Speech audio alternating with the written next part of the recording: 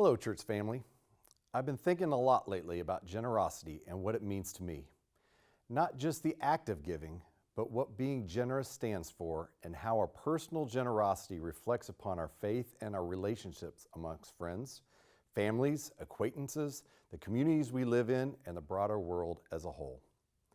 During my reflections, I kept coming back to one of Community of Christ's enduring principles, grace and generosity. And I absolutely love the fact that it begins with grace, because most acts of generosity don't occur in a vacuum, independent of reason or intent. Maximizing our capacity to be generous starts with recognizing and embracing that we have already received so much through God's grace. I would argue that through our imperfections as humans, a limiting factor to our generosity is our ability to recognize God's grace and truly hear the calling to extend that grace to others. Have there been moments in your life where you have missed the opportunity to be generous, either because you were looking solely inward and maybe overwhelmed with personal struggles, or even just too darn busy to provide that generosity? I'm pretty sure that we can all answer yes to that question, myself included. However, as disciples, we're invited to live by responding faithfully, by keeping the ongoing ministry of Jesus Christ in the forefront of our lives as we become accountable to one another, to God, and even to ourselves. This mindset opens the door to let generosity become a part of who we are. And this is where our giving becomes something powerful. Whether giving locally or to the world church, lives are being changed for the better. Your gifts provide a direct conduit to allowing Christ's light to shine out in the darkness, bringing a meaningful support to those in search of hope. People experience belonging, needs are met, and the love of Christ becomes something real and tangible. So where does that capacity to give come from? It is human nature to become more generous when there is a passion, a cause, or a personal testimony connected to our giving.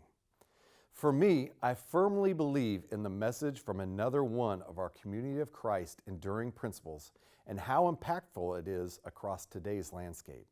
That is being the worth of all persons. In Matthew 22, 37 through 40, Jesus is asked about the most important commandment. His response is simple and challenging. To love God with all our heart, soul, and mind, and to love our neighbor as ourselves. And when challenged to define who is our neighbor, he responded with the parable of the Good Samaritan.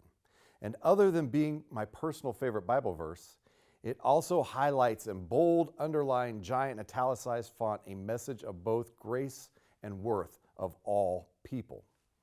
Through our giving, we are empowering this belief and the actions to show God's love to all, not just to most, or some, or a few with conditions attached, but all persons.